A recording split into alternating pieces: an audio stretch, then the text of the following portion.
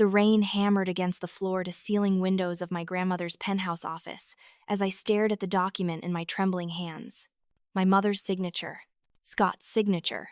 And underneath, in cold legal terminology, the terms of a $7 million loan secured against the very hotels my grandmother had just told me were mine. All mine. The empire I thought my mother was building was actually the empire she was destroying, and I was holding the evidence of her betrayal in my hands while she stood 3 floors below laughing with investors who had no idea they were funding Akon. My phone buzzed. A text from my father, the man my mother had painted as a cheater, a thief, a failure. 4 words that made my blood run cold. Celine, she knew everything. Before we go further into this nightmare, if you're invested in stories about family betrayal, justice, and taking back what's rightfully yours, hit that like button and subscribe. Drop a comment below telling me what you would do if you discovered your own mother had been lying to you your entire life. Because what happened next changed everything. Let me take you back to where this all started. To the night my childhood ended and I didn't even know it yet. I was 16 years old standing in the grand lobby of the Sharon Hotel flagship property, one of 12 luxury hotels my grandmother had built from nothing over 40 years. It was a Tuesday evening in October, and the lobby was alive with the quiet hum of wealth and privilege. Business executives checked in for conferences, couples celebrated anniversaries, and the scent of fresh roses from the massive arrangement on the concierge desk mixed with the subtle fragrance of expensive perfume and old money. The marble floors gleamed under crystal chandeliers that my great-grandfather had commissioned from a master craftsman in Prague in 1952. Each piece of this hotel told a story, and I knew every single one of them. My grandmother had made sure of that. She'd walk me through the properties during school breaks, pointing out architectural details, explaining why certain woods were chosen for the paneling, why the ceiling height in the ballroom created perfect acoustics, why the windows in the suites faced specific directions to catch the best light. I loved these buildings the way some people love art or music. To me, they were both. And in my hands, I held a sketch, a rough draft I'd been working on for weeks. My vision of what the next Sharon Hotel could be. Sustainable materials, solar panels integrated into the design so seamlessly, they looked like architectural features rather than afterthoughts. Rainwater collection systems, hidden in decorative fountains, green roofs that would provide insulation and beauty simultaneously. I was so absorbed in my sketch making small adjustments to the roofline that I almost didn't hear the screaming. But then it got louder. My mother's voice, shrill and venomous, echoing down from the residential floors above where our family maintained a private suite. The sound of breaking glass followed sharp and violent. Then my father's voice lower, pleading, trying to calm something that clearly couldn't be calmed. I dropped my sketch on the marble floor and ran toward the private elevator, my heart pounding. The lobby staff pretended not to notice, but I saw the concierge, Michael, who'd worked here for 20 years, wince at the sound of another crash from above. He met my eyes and gave me a look that was equal parts sympathy and warning. I jabbed the elevator button repeatedly, a futile gesture that did nothing to make it arrive faster. When the doors finally opened, I stepped inside and pressed the button for the penthouse level, my hands shaking. But before the doors could close, they opened again, and my father stumbled out. His shirt was wrinkled, partially untucked, and there was a red mark on his cheek that would definitely become a bruise. His eyes were red, whether from tears or exhaustion or both, I couldn't tell. Behind him, framed in the elevator doorway like an avenging angel, except there was nothing righteous about her, stood my mother. Brenda Davis was a beautiful woman. Everyone said so. Tall, slender, with honey blonde hair that never seemed to have a strand out of place and a smile that could charm anyone. But right now, her face was twisted with a hatred so pure it made her look like a stranger. "Get out," she hissed, her voice low and dangerous. "Get out of my house, get out of my business, get out of our lives." "Brenda, please," my father said, his voice cracking. "Let's talk about this inside. The girls don't need to see this. The girls need to see exactly what kind of man their father is," my mother spat back. She was still in the elevator, holding the door open with one perfectly manicured hand. "They need to know that you're a liar and a thief." "I never stole anything," my father said, but his voice was defeated, hollow. "Daddy," my little sister Mia's voice came from behind the concierge desk. She was only 8 years old, small for her age, with our father's dark hair and our mother's green eyes. She must have been hiding back there during the fight, and now she emerged, her face streaked with tears, her favorite stuffed rabbit clutched to her chest. I moved toward her automatically, but my mother was faster. She stepped out of the elevator, her heels clicking sharply on the marble, and grabbed my arm with a grip that would leave marks. "Stay here," she commanded. Then she turned to my father. "You have 5 minutes to get whatever you can carry and leave. If you're not gone by then, I'm calling the police." "Mom, what's happening?" I asked, my voice coming out smaller than I intended. My father knelt down and Mia ran to him, throwing her small arms around his neck. I pulled free from my mother's grip and joined them. He wrapped his arms around both of us, and I felt him shaking. "I'm sorry, girls," he whispered. "I'm so sorry. Someday you'll understand. I love you both more than anything in this world. Remember that. No matter what anyone tells you, remember that. Understand what I demanded. I was 16, not 6. I deserved answers. What's going on? Why is Mom saying you stole something?" "Because he did," my mother answered before my father could speak. She was suddenly calm, her voice controlled, almost pleasant. The transformation was so abrupt it was chilling. She turned to face the lobby, and I realized with a sick feeling that she'd known the staff was watching. She'd known, and she'd waited for an audience. "Your father," she announced in a voice that carried across the marble expanse, "has been embezzling from the Sharon Hotel Corporation. He's been gambling away company money, taking out personal loans against business assets, and covering his tracks with fraudulent accounting. I've been trying to work with him to help him get treatment for his addiction, but tonight I discovered he's been having an affair with someone he met at one of his gambling establishments." The lobby had gone completely silent. Every guest, every employee, every person within earshot was staring at us. "That's not true," my father said, but his voice was so quiet, so defeated, that it sounded like a confession rather than a denial. "Isn't it?" My mother pulled a folded stack of papers from her designer handbag and thrust them toward me. "Look at these bank statements, Celine. Look at the credit card bills. Hotel receipts from cities where we don't have properties. Cash withdrawals at casinos. He's been lying to all of us." I took the papers with numb fingers. The numbers swam before my eyes. 50,000 here, 20,000 there, charges at places I'd never heard of, transactions I didn't understand but looked damning as hell. "There's an explanation," my father started, but my mother cut him off. "There always is with addicts," she said, her voice dripping with false sympathy. "But I can't enable this anymore. I have a responsibility to this company, to our family, to our daughters. Mark, you need to leave. Tonight. Now."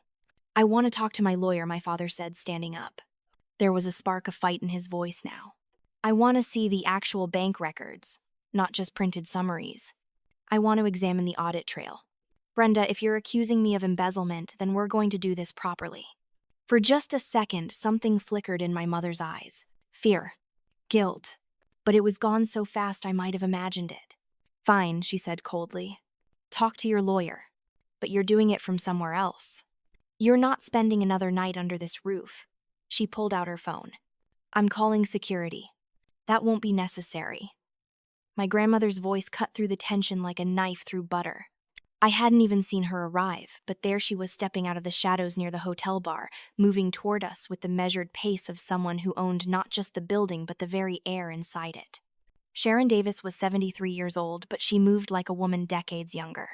She wore a simple black dress and a string of pearls, her silver hair pulled back in an elegant chignon. There was nothing flashy about her, nothing that screamed wealth, but everyone in that lobby knew exactly who she was. Mother Brenda said, and for the first time there was uncertainty in her voice.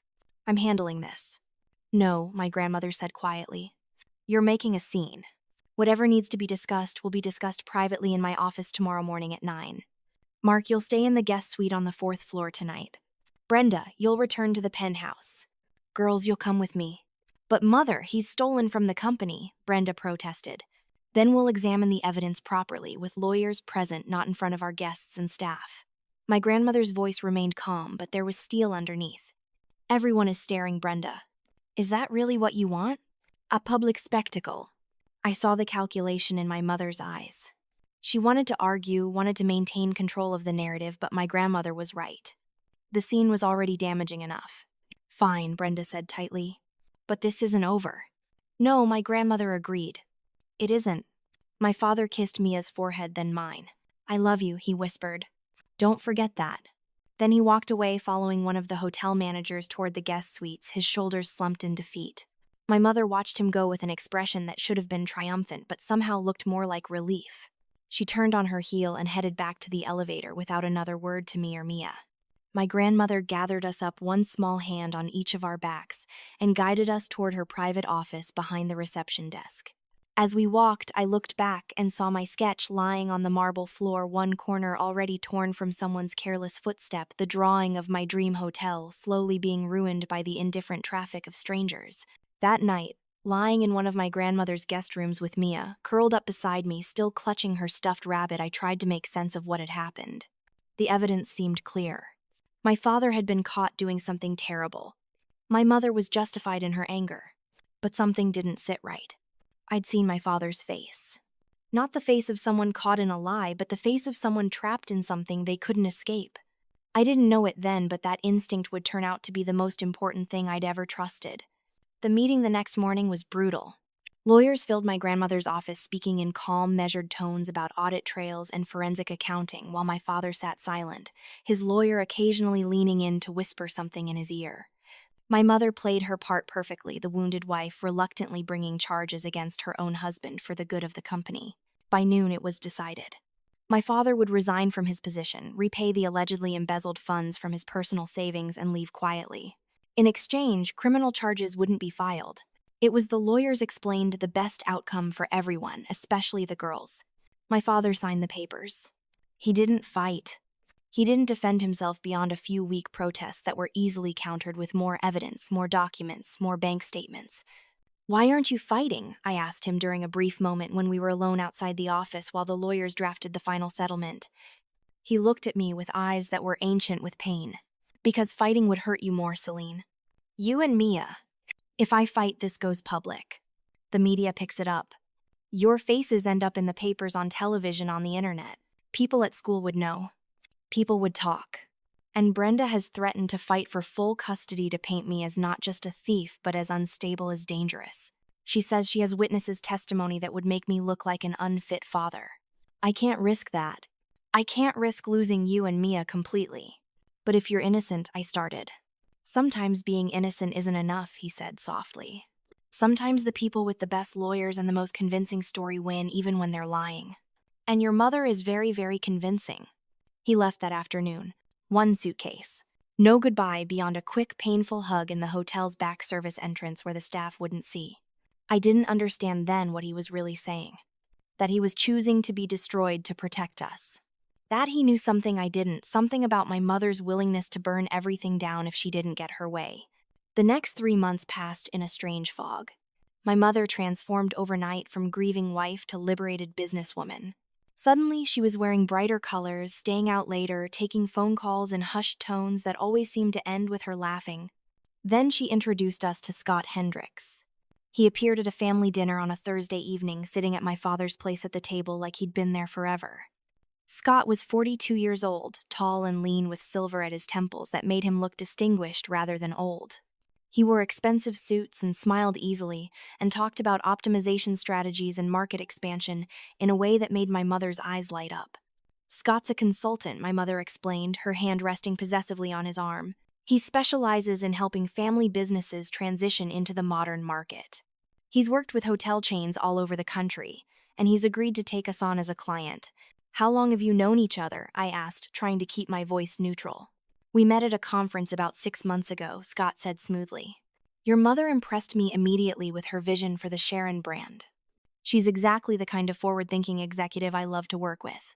6 months ago, when my father was still here, still married to my mother, still, supposedly, the man she loved. I looked at my grandmother, who sat at the head of the table, her face unreadable. She was watching Scott with the same expression I'd seen her use when examining a financial report, calm and assessing, giving nothing away. "What kind of expansion are you planning?" my grandmother asked, her voice mild. "Oh, lots of ideas," Scott said enthusiastically. "Europe primarily. London, Paris, Barcelona, Vienna. The Sharon brand has tremendous potential in the luxury European market, but it requires significant capital investment, strategic partnerships, and most importantly, a willingness to think beyond the traditional American hotel model." "We've done well with the traditional American hotel model," my grandmother observed. "Of course," Scott agreed quickly. "You've built something remarkable, Mrs. Davis. But the market is changing. To stay competitive, especially with the major chains, Sharon Hotels needs to expand internationally. And Brenda understands that. My mother beamed at him. I felt sick. Over the next weeks, Scott became a fixture. He started spending time at the company offices, sitting in on meetings, reviewing financial documents. My mother brought him to family dinners every Sunday. He bought Mia expensive presents, a new iPad designer clothes took her to Broadway shows. My little sister, still hurting from losing Dad, soaked up the attention like a plant that had been dying of thirst. But with me, Scott was different. Not mean exactly, just dismissive. Like I was a piece of furniture he had to work around rather than a person he needed to engage with. One evening, I made the mistake of leaving my architectural sketches on the dining room table. I'd been working on a series of designs for sustainable hotel concepts, trying to figure out how to incorporate green technology without sacrificing the elegance and luxury that made Sharon Hotels special. Scott picked up one of the drawings, studied it for a moment, then set it down with a small smile. "Cute," he said. "I'm sorry," I replied. "These drawings, they're cute. Like something you'd see in a high school art class." He took a sip of his wine. "Architecture is a nice hobby, Celine. But if you really want to contribute to the family business, you should think about getting a degree in business administration or hospitality management. Something practical." "I am getting a degree in architecture," I said, keeping my voice level. "From one of the best programs in the country." "Right, but architecture is about art, about creative expression. Business is about profit margins and market analysis and understanding what customers actually want versus what architects think they should want." He gestured at my sketches. "These are pretty, but they're not practical. Solar panels and green roofs are expensive. They don't generate the kind of returns that justify the investment. Your grandmother built this empire by understanding that luxury isn't about environmental consciousness. It's about excess, about giving people an experience they can't get at home." Actually, my grandmother's voice came from the doorway, making both Scott and me jump. "I built this empire by understanding that true luxury is about thoughtfulness, about anticipating what guests need before they know they need it, about creating spaces that feel both extravagant and comfortable. And increasingly, what people need is the knowledge that their comfort isn't destroying the planet." She moved into the room and picked up my sketch. "This is excellent work, Celine. Keep developing these ideas." Scott's smile never wavered, but something cold flashed in his eyes. "Of course, Mrs. Davis. I didn't mean to imply otherwise. I'm just thinking about the financial realities." "The financial realities," my grandmother said dryly, "are that this company has thrived for 70 years by being ahead of trends, not behind them. If Celine says sustainable luxury is the future, I'm inclined to believe her." After that, Scott stopped commenting on my work directly. But I'd catch him looking at me sometimes with an expression that was almost calculating, like he was trying to figure out how much of a problem I might become. The announcement came in January, 3 months after my father had left. My mother called Mia and me into the living room of the penthouse suite. Scott stood behind the sofa, his hand resting on my mother's shoulder in a gesture that was clearly meant to look supportive but read as possessive. "Girls," my mother said, her voice bright and excited in a way that immediately made me suspicious, "Scott and I have some wonderful news. We're expanding the Sharon brand internationally, starting with a flagship property in London. It's going to require a lot of hands-on work on the ground presence, which means we'll be moving to Europe for a while." Mia's voice was small. "Not forever, sweetie. Just for a few years to get things established. You'll love it. London has amazing schools, incredible museums. You can take riding lessons in Hyde Park." My mother was speaking fast now, selling the idea like a used car salesman. "We'll have an apartment in Kensington, and you'll get to travel all over Europe on school breaks. Paris, Rome, Amsterdam. It'll be an adventure." When I asked, though, I already knew this conversation wasn't really for my benefit. "Next month. Scott's already secured the property for our first hotel, and we need to be there to oversee the renovations and hiring." "And what about me?" I asked quietly. My mother's smile faltered just slightly. "Well, Celine, you're 17 now. Almost an adult. You're enrolled in college here, you have your life established. And honestly, you've always been so attached to this city, to your grandmother, to your architecture dreams. It doesn't make sense to uproot you when you're just getting started with your own path." The words hit me like a physical blow. "You're leaving me behind. Don't be dramatic." My mother's voice took on an edge. "You're not being left behind. You're being given the independence to pursue your own goals. You'll stay here with your grandmother. You'll have full access to all the family resources. You'll visit us in Europe during breaks. But Celine, let's be honest. You've made it very clear that you're not interested in the business side of things. You want to draw buildings, not run them. This expansion is about business. It's not really your arena. Have you asked Grandma Sharon about this? I demanded. Of course I have. She thinks it's a wonderful opportunity. My mother stood up, smoothing her skirt. This conversation isn't a negotiation, Celine. It's an announcement. We're moving to Europe. Mia is coming with us, and you're staying here. That's what's happening. Scott finally spoke. Your mother is being generous, Celine. Most parents wouldn't continue funding an expensive architecture degree that has no real ROI for the family business. She's letting you pursue your passion. Maybe show a little gratitude. I looked at Mia, who was crying silently, looking between me and our mother, with the confused heartbreak of a child who doesn't understand why her family keeps breaking apart. Does Mia even want to go? I asked. Mia will do what's best for her, my mother said firmly. She's a child.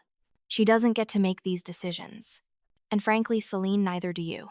You can stay here and continue your education, or you can drop out and figure out your own way. Those are your options. 3 weeks later, I stood in the foyer of the penthouse suite, watching movers load boxes and furniture into trucks bound for a shipping container that would carry my mother's and sister's lives across the Atlantic. Mia clung to me, sobbing, not understanding why I wasn't coming, why our family was being split up again. I'll call you every day, I promised her. We'll video chat. You can tell me all about London, about your new school, about everything. This isn't goodbye forever. But I want you to come with us, Mia cried. Why can't you come? Because Mom's right, I said, the lie tasting bitter on my tongue. I need to stay here and finish school. But I promise I'll visit. And you'll visit me. We'll still be sisters. My mother stood nearby, checking items off on a clipboard, barely acknowledging the scene. Scott was on his phone, laughing at something completely indifferent to the little girl whose heart was breaking. When they finally left, my mother's goodbye was perfunctory. A kiss on the cheek, a try to be useful while we're gone, and a reminder that I should check in with the hotel management if any issues came up with my student housing. I stood at the window and watched their car disappear into traffic, taking my sister with them. The penthouse felt enormous and empty around me. My childhood bedroom, the one I'd had since I was born, was now stripped bare, painted over, transformed into what my mother had called a home office before she'd left. I found my grandmother in her office 2 hours later. I hadn't been crying, but my eyes felt raw anyway, like I'd been staring at something too bright for too long. She looked up from her desk and studied my face for a long moment. Then she stood, moved around the desk, and pulled me into a hug. My grandmother wasn't typically a demonstrative woman, which made the gesture all the more meaningful. Come, she said after a moment. You'll live with me now, properly. Not as a guest, but as my heir. Over the next few years, my grandmother became my teacher in ways that went far beyond what any school could have offered. She didn't just show me how to run hotels. She showed me how to read people, how to spot deception, how to understand the story behind the numbers. We'd spend evenings in her office going over financial reports from all 12 Sharon properties. She'd point out discrepancies, small at first, then larger. Loans taken out against properties. Assets being moved between subsidiaries. Payments to consulting firms that seemed excessive for the services allegedly provided. Do you see it? She'd ask, tapping a particular line item. The payment to European hospitality consultants, I'd reply. It's triple what we paid them last quarter. And what service did they provide to justify that increase? According to the report, market analysis and site selection for the London property. And does that match with what your mother has told us about the timeline for the London project? I'd pull up my mother's emails, her progress reports, and compare. She said they wouldn't start site selection until next quarter. This payment is premature. Good. My grandmother would lean back in her chair. Now look at who owns European hospitality consultants. I dig into the business registrations, following the paper trail through shell companies and subsidiaries. It's registered in Delaware, owned by a holding company, which is owned by another holding company, which is owned by Scott Hendricks. My grandmother would finish, using a different name, but it's him. I've had investigators confirm it. These lessons weren't just about accounting. They were about understanding how people hide theft, how they justify it to themselves, how they build structures of deception that look legitimate on the surface but crumble under scrutiny. My mother called every few weeks at first, then monthly, then barely at all. Our conversations were stilted, surface level. She'd ask about my classes, I'd ask about the London project, we'd both pretend this was normal. She never put Mia on the phone. I'd have to call my sister separately, and even then, there was always an excuse why we couldn't talk long. Mia had homework, Mia had writing lessons, Mia was at a friend's house. Scott, I learned from my grandmother's investigators, had a history. 3 other women, 3 other cities, 3 other consulting arrangements that had ended with the women financially devastated and Scott disappearing with their money. His real name wasn't Scott Hendricks. It was Stephen Mackey. He'd changed it legally after his second fraud conviction. "Why haven't you told Mom?" I asked after learning this. My grandmother looked at me steadily. Would she believe me? Or would she think I was trying to sabotage her relationship out of spite? Sometimes Celine people need to learn lessons the hard way. And sometimes those lessons serve a larger purpose. What purpose? Revealing character. Forcing choices. Your mother has been given every advantage, every opportunity to do the right thing. She's chosen greed over integrity at every turn. I needed to know that for certain before I made my final decision about the future of this company. What decision, I asked, but my grandmother just smiled enigmatically. I found out on my 21st birthday. The years between 17 and 21 were a blur of studying, learning, growing. I excelled in my architecture program, graduating at the top of my class. But I also completed a minor in business administration, took online courses in hospitality management, and spent countless hours learning the hotel business from the inside out. I worked every position in the flagship hotel, from housekeeping to front desk to restaurant service. I wanted to understand the business not just from the executive suite, but from the perspective of the people who made it actually run. My grandmother watched this transformation with approval. We'd have dinner together every Sunday, just the 2 of us, and she'd share stories about building the business, about the decisions that had worked, and the mistakes she'd made. She treated me not as a child, but as a colleague, an equal, someone worthy of her knowledge and experience. My mother, meanwhile, stayed in Europe. The London property opened to mediocre reviews. The expansion to Paris stalled. The Vienna project never got off the ground. But the consulting fees to Scott's various shell companies continued growing larger each quarter. Mia, now 13, had become a stranger. The few times we video chatted, she seemed different. Colder. More distant.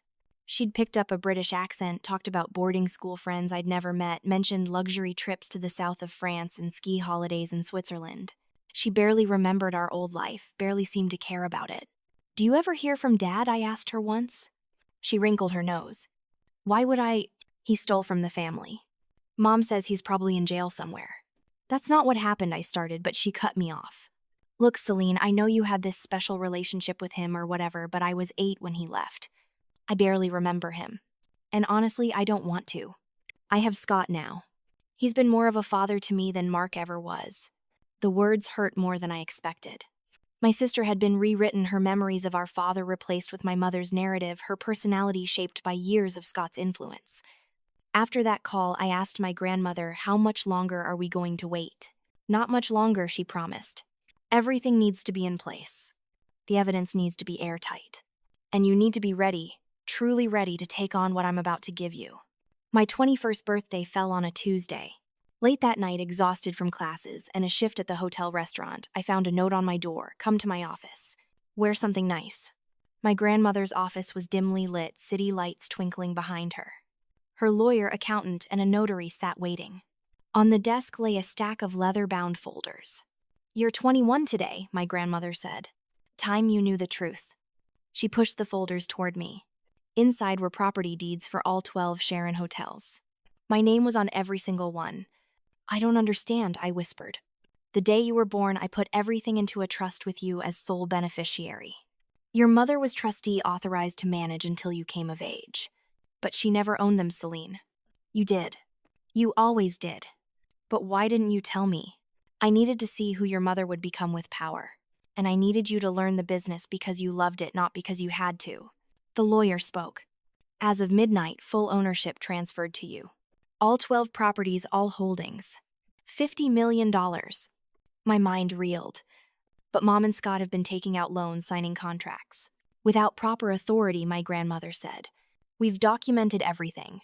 Every forged signature, every unauthorized transaction. They've stolen $7 million, Celine. Fraud. Against you. Why would Mom do this?" She thought she could build her own empire before I discovered it. What she never knew was that everything belonged to you, not me. My grandmother moved to the window. You have options now. Press charges. Sue for damages. Or take a fourth option. What's that? Call your father. He was stolen from first. There's more to his story more than I knew. He deserves to tell you himself. She turned to face me. I've been in contact with him for 2 years. He knows about the trust. He's been waiting for this day. My hands shook as I pulled out my phone and called. He answered immediately. Celine, Dad, I need to see you tomorrow. I know, he said quietly. Happy birthday, sweetheart. The next morning at a quiet coffee shop, my father was already waiting. He looked older, grayer, but when he hugged me, he felt exactly like my father. I showed him the documents. Grandma said you knew. Sharon told me 2 years ago. I wish I'd known from the beginning. I wish I'd fought harder. Tell me what really happened. His story came out in painful detail. Scott had approached the company as a consultant 18 months before the collapse. My father had been skeptical of his risky proposals, but my mother was mesmerized. She started meeting Scott privately, taking secret trips. My father discovered the affair by accident in Boston at an address that led to a luxury apartment instead of a property. The doorman confirmed my mother had been visiting for months. I confronted her that night, he said. She admitted everything. Said she'd fallen in love with someone who understood her ambitions. Said she wanted a divorce. And you agreed. I said we should talk, see a counselor, think about you and Mia. That's when she threatened to destroy me. He explained how Scott had spent months creating ghost accounts, planting evidence of embezzlement, all pointing to my father. They had testimony from bribed employees, fake gambling debts, a paper trail that would convince any jury. And Brenda promised that if I fought back, she'd drag you and Mia through a public trial and make sure I never saw you again. She used us as hostages. She did. She said the only way I'd have any relationship with my daughters was if I walked away quietly. He looked at me with ancient pain. I thought I was protecting you. I never imagined she'd take Mia to Europe and poison her against me. Mia thinks you're a criminal. She thinks Scott is her father. Pain flickered across his face. I know. Brenda intercepts everything. Sharon asked me to wait, said confronting her too early would drive her deeper into hiding. She promised that when you turned 21, we'd have a chance to make it right. What do you want, Dad? I want my daughter back. Mia. I want to tell her the truth. And I want to help you, Celine. I love these hotels. I love what you could build with the right team. Then that's what we'll do. I took his hand. But first we need to tell Mom the game is over. 6 days later, Brenda and Scott arrived without warning, barging into my grandmother's house like they still owned it.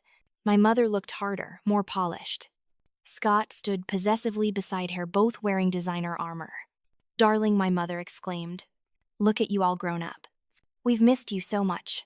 It's time for you to join the family business. We're thinking you could take on a management role, help us with the European operations. Scott's handshake was too firm, too long. We need to discuss major expansion plans. Barcelona, Milan, Singapore. But we need to restructure some ownership arrangements, free up capital. We're hoping you can help convince Sharon to be more flexible. What kind of restructuring, I asked, though I knew exactly what they meant. Technical stuff. We just need Sharon to sign off. If you add your voice, she'll listen. Let's talk to her now, I suggested. My grandmother's office door was open. She sat behind her desk, her lawyer beside her, and standing near the window was my father. My mother's smile froze. What is he doing here? Mark is here because I invited him, my grandmother said calmly. Side down. We have things to discuss. I'm not sitting while that criminal is in the room, my mother said shrilly. Mark is not a criminal, I said, moving beside my father. But you are. You and Scott have been embezzling for 5 years. $7 million through false consulting fees, unauthorized loans, shell companies. You've used forged signatures to put family assets at risk. Scott laughed nervously. These are serious allegations. You need to be careful. I'm not saying anything I can't prove. I pulled out my tablet. European Hospitality Consultants. Your shell company, Scott. Or should I say Stephen Mackey, convicted fraud artist with priors in 3 states. You've done this before, haven't you? His face went pale. Those charges were dropped. One resulted in conviction and prison time. You changed your name after release. My mother was your perfect mark. Rich ambitious with access to $50 million. This is insane, my mother said. Scott loves me. We're building an empire. You're building nothing, my grandmother said coldly. You're destroying what was built by better people. And you're doing it to my granddaughter, the actual owner. Owner, my mother's laugh was wild. I'm the owner. You built this for me. No, I showed her the trust agreement. I'm the owner. I have been since birth. You were just the trustee. A dishonest one. Her face cycled through confusion, denial, understanding. That's not possible. We've documented everything, my grandmother said. Every forged signature, every unauthorized transaction. They've stolen from you, Celine. Fraud. Scott tugged my mother's arm. We should leave. Talk to our lawyers. Oh, you'll need lawyers, the attorney said. We filed civil complaints. Criminal charges come next unless you agree to full restitution. You can't do this, my mother backed toward the door. I'm your daughter. Celine, I'm your mother. You did it to yourself, I replied. You chose Scott over Dad. Money over integrity. You abandoned me, took Mia, poisoned her against our father. These are just consequences. Your father is the criminal, she hissed. No, my father said firmly. Everything you accused me of, you did yourselves. You created the false trail and blamed me because I was in the way. I showed her more documents. Here's everything, Mom. Every lie. Every crime. All documented, all proven. Scott headed for the door. I'm out. You're on your own. My mother watched him leave in shock. Scott, wait. We're partners. He didn't turn around. You're on your own, sweetheart. The door slammed. My mother stood alone, powerless. If you return what you've stolen and stay away from the company and Mia, my grandmother said, we might not pursue criminal charges. You'll regret this, my mother said desperately. No, I said quietly. I really don't think we will. Goodbye, Mom. She left. Finally, completely. My grandmother hugged me. That was harder than I expected. The first real battle always is, she said. But you held your ground. What happens now, I asked. Now we file for custody of Mia, my father said, and rebuild what was nearly destroyed. The legal battles were brutal but swift. My father filed for emergency custody, citing fraud, instability, and Scott's criminal history. I testified about the embezzlement and abandonment. The evidence was overwhelming. Forged signatures, shell companies, hidden accounts, bribed employees. Scott had vanished, making my mother look even guiltier. Brenda played the wounded mother in court, crying about how much she loved us, claiming Scott had manipulated her. The judge wasn't buying it. The custody ruling came down decisively. Full custody to Mark. Supervised visitation for Brenda, contingent on cooperation with fraud investigations and therapy. My mother's face transformed when the verdict was read. The mask fell away, leaving only impotent rage. Scott had cleaned out her accounts before disappearing. The betrayed had become the betrayer. Criminal charges followed. Her lawyers negotiated a plea deal. Full restitution of $7 million, 5 years probation, permanent ban from Sharon hotels. 3 weeks later, she called my father. Mark, her voice was broken. He made mistakes. Scott manipulated me. I want to come home. For the girls. Long pause. I held my breath. No, Brenda, my father said firmly. That ship sank 5 years ago. You didn't make mistakes, you made choices. You chose Scott over me, money over your daughters, lies over truth. Those were decisions, not mistakes. But I love you. I'll do anything. You can do whatever you want. But alone. I'm not your safety net. My responsibility is protecting Celine and Mia from people who would hurt them, even if that person is their mother. Goodbye. He hung up. I looked at him with respect. That was the right call. I know. It should have been the call I made 5 years ago. But better late than never. The custody ruling came down after 3 days of testimony. Full custody to Mark. Supervised visitation for Brenda, contingent on her cooperation with the ongoing fraud investigation and completion of therapy. When the judge read the verdict, I saw my mother's face transform one final time. The mask of the suffering mother fell away, and underneath was just rage. Pure impotent rage at a world that had finally refused to bend to her will. Scott, true to form, had cleaned out my mother's personal accounts before disappearing. She'd trusted him with access to everything, and he'd taken it all. The betrayed had become the betrayer, just as she'd once betrayed my father. The fraud investigation moved more slowly, but criminal charges were eventually filed. My mother's lawyers, good ones she could barely afford now that Scott had taken her money, negotiated a plea deal. Full restitution of the $7 million, 5 years probation, and a permanent ban from holding any position in the Sharon Hotels Corporation. She took the deal. What choice did she have? 3 weeks after the plea agreement was signed, my father's phone rang. He put it on speaker so I could hear. Mark, my mother's voice was small, broken. He made mistakes. I see that now. Scott, he manipulated me. He made me believe we were building something real. I was blind. I was stupid. But I'm ready to change. I want to come home. I want us to try again. For the girls. For Mia. There was a long pause. I held my breath, wondering if my father would actually consider it. If some part of him still loved the woman she'd once been. No, Brenda, he said finally, his voice sad but firm. That ship didn't just sail. It sank to the bottom of the ocean 5 years ago, and I'm not diving to salvage the wreckage. You didn't make mistakes.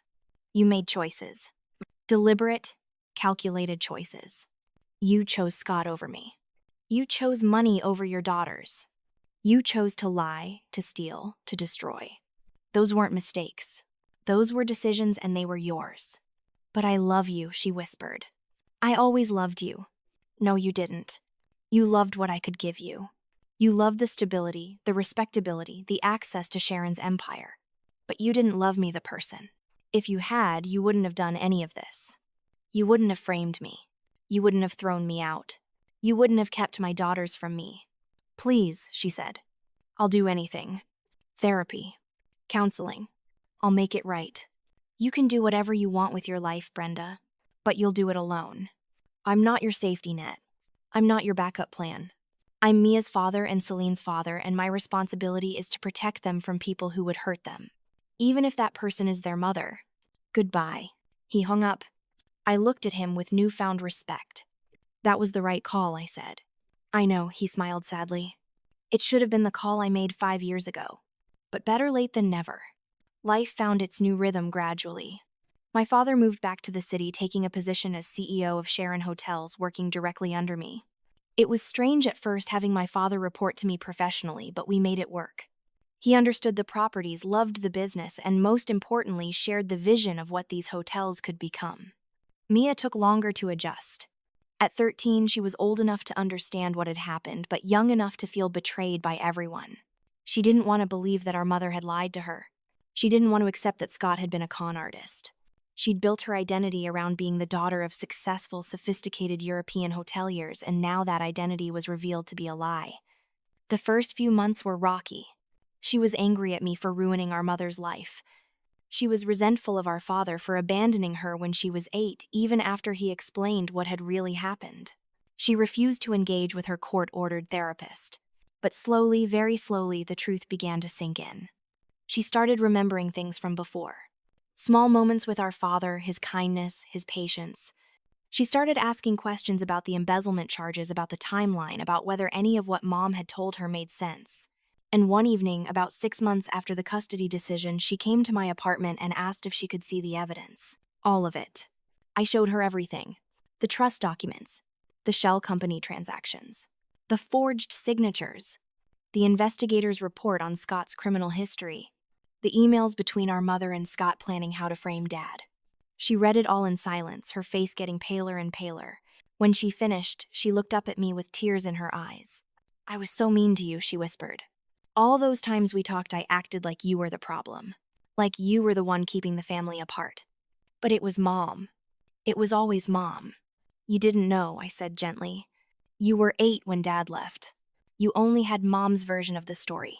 You can't blame yourself for believing her. But I do blame myself. She wiped at her eyes. I called Dad a criminal. I said terrible things about him. And he was innocent the whole time. He left to protect us. Then tell him that. He's been waiting 5 years to hear from you, Mia. He's been waiting to have his daughter back. That Sunday we had dinner together. My father, Mia, my grandmother, and me. Just the 4 of us sitting around the table in my grandmother's dining room. At first it was awkward. Mia didn't know what to say, how to bridge the gap of 5 years of lies and separation. But my father made it easy. He asked about her interests, her school, her friends. He listened when she talked about London, about the things she'd enjoyed there. He didn't try to erase those years or pretend they hadn't happened. And gradually, meal by meal, conversation by conversation, they rebuilt what had been broken. I graduated at the top of my class from the architecture program, my thesis project receiving recognition from several professional organizations. The project proposed a new model for sustainable luxury hospitality, a way to build hotels that didn't just minimize environmental damage but actively contributed to their communities. My grandmother framed my thesis and hung it in the main lobby of the flagship hotel, right next to the original architectural drawings from 1947. 6 months after graduation, I called a board meeting to present my first major project as owner of Sharon Hotels. The conference room was full. My father, my grandmother, the property managers from all 12 hotels, our CFO, our head of operations, everyone who mattered. I stood at the head of the table with my presentation loaded on the screen behind me. "Thank you all for coming," I began. "I know there have been questions about the direction of the company, about what changes might be coming now that leadership has transitioned. Today, I want to answer those questions." I clicked to the first slide. An image of our smallest property, a boutique hotel in Portland that had been struggling for years. This is the Portland Sharon. 40 rooms, beautiful historic building, but outdated systems and declining occupancy rates. Under the previous management's plan, this property was slated to be sold to free up capital for international expansion. A few uncomfortable looks around the table. Everyone knew that previous management meant my mother and Scott. "I'm not selling it," I continued. "Instead, I'm proposing a complete renovation that will transform it into the first truly sustainable luxury hotel in our portfolio." I clicked through the slides showing my designs. Solar panels integrated into a new rooftop pavilion. Geothermal heating and cooling. Rainwater harvesting systems disguised as decorative water features. Local materials sourced from regional artisans. Partnerships with nearby farms and food producers. The goal isn't just to reduce our environmental impact, though, that's important. The goal is to create a new model for what luxury hospitality can be. A place where guests don't have to choose between comfort and conscience. A place that enhances rather than depletes the community around it. I could see skepticism on some faces. This was expensive. This was risky. This wasn't how Sharon Hotels had traditionally operated. But my father was nodding, a smile playing at his lips. And my grandmother was watching me with an expression of fierce pride. "What's the cost?" the CFO asked. $8 million for the full renovation. It's a significant investment, but the projected ROI is strong. Sustainable luxury is a growing market segment, particularly among younger travelers. We're targeting a price point 20% above our current rates, with projected occupancy increases of 35% based on market analysis. "And if it fails?" one of the property managers asked. "Then we learn from it and adjust," I said calmly. "But I don't think it will fail. I think it's going to be the future of this company. And if I'm right, the Portland renovation will be just the first. We'll roll out similar projects at the other properties one by one, transforming the entire Sharon Hotels brand into a leader in sustainable luxury." There was a long pause. Then my father spoke. "I vote yes. This is brilliant work, Celine. This is exactly the kind of forward thinking that's going to keep Sharon Hotels relevant for the next 70 years. My grandmother nodded. "I agree. Motion to approve the Portland renovation project and allocate the necessary capital." The vote was unanimous. After the meeting, my grandmother pulled me aside. "Your great-grandfather would have loved this," she said quietly. "He always said we weren't in the business of just selling rooms. We were in the business of creating places where people could be the best versions of themselves. What you're proposing honors that mission." "I hope so," I said. "I want to build something that lasts. Something that matters." "You will." She squeezed my hand. "You already are." One Sunday evening, about a year after everything had changed, we gathered for dinner at my grandmother's house. It had become our tradition. Every Sunday, no matter what, the four of us would sit down together. Sometimes we'd talk about work, sometimes about nothing at all. But we showed up. We were present. We chose each other. That particular evening, I brought my latest designs to show them. A complete expansion plan for the next 5 years, each property carefully analyzed and reimagined, each renovation designed to honor the building's history while incorporating modern sustainability. My father studied the plans, his eyes lighting up the way they used to when I was a kid, showing him my childhood sketches. "This is incredible, Celine," he said. This is the future of the company. Can we afford it? I asked, always practical now. We're in the strongest financial position we've been in a decade, he replied. After recovering the embezzled funds and settling all the legal issues after 3/4 of strong performance at the flagship properties, yes, we can absolutely afford this. We can't afford not to do it. Mia, now 14 and starting to find her footing in her new life, leaned over to look at the designs. These are really beautiful, she said quietly. I like the one for the Chicago property especially. The green roof garden is amazing. You think so? I asked, pleased. Yeah. It's like you're making the buildings part of the environment instead of just sitting on top of it. She looked up at me with eyes that were finally clear, finally free of the confusion and anger that had clouded them for so long. You're really good at this, Celine. I'm proud of you. Coming from my sister, those words meant more than any architectural award ever could. My grandmother raised her wine glass. To family. Not the one we started with, but the one we built from the ruins. To second chances and hard-won wisdom. To the people who stay when things get difficult instead of running away. We clinked our glasses together and I looked around the table at these 3 people who'd become my real family. My grandmother who'd protected me when I didn't even know I needed protecting. My father who'd sacrificed everything to keep us safe. My sister who'd found her way back from years of lies to the truth of who we really were. This wasn't the family I'd grown up with. That family had been built on lies and appearances and the worship of money over everything else. That family had broken apart because it was never real to begin with. This family, the one sitting around the table in the warm light of my grandmother's dining room, was smaller, harder won. Built on truth instead of lies, on choice, instead of obligation, on love, instead of manipulation. This isn't the family I started with, I said quietly, echoing my grandmother's toast. That one fell apart. It had to. But this one, the one we built from the pieces, this one is real. This one chose each other. And I wouldn't trade it for anything. Mia reached over and squeezed my hand. My father's eyes were bright. My grandmother nodded with satisfaction. Outside the windows, the sun was setting over the city skyline, painting the buildings in shades of gold and amber. My design portfolio lay on the table, catching the last rays of light full of promise and possibility. This was my empire now. Not inherited through birthright or stolen through deception, but earned through surviving betrayal and choosing to build something better. Not built on the broken backs of honest people, but on integrity and vision and the understanding that true wealth isn't measured in dollars, but in the relationships we nurture and the legacy we leave behind. My mother had taught me what not to be. What happens when ambition becomes greed, when love becomes manipulation, when family becomes just another asset to be exploited. My grandmother had taught me what I could become. Strong without being cruel, successful without sacrificing integrity, powerful without needing to diminish others. My father had taught me that character matters more than winning, that sometimes the bravest thing you can do is walk away from a fight to protect the people you love. And life, brutal and unforgiving and ultimately fair, had taught me that sometimes you have to lose everything to understand what truly matters. Sometimes you have to watch an empire crumble before you can build one worth having. Sometimes the greatest inheritance isn't money or property or power. It's the strength to say no to the people who would destroy you, the courage to say yes to the life you deserve, and the wisdom to know the difference. My name is Celine Sharon Davis. I'm 22 years old. I own a $50 million hotel empire. And I'm just getting started. So tell me, what would you do if you discovered your whole childhood was built on lies? Would you have the courage to burn it down and start over?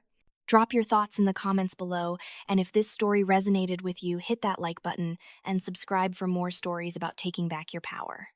Because everyone deserves to know they're worth fighting for, even if they have to fight alone. Thanks for listening to my story. And remember, you're never too young to take control of your own destiny.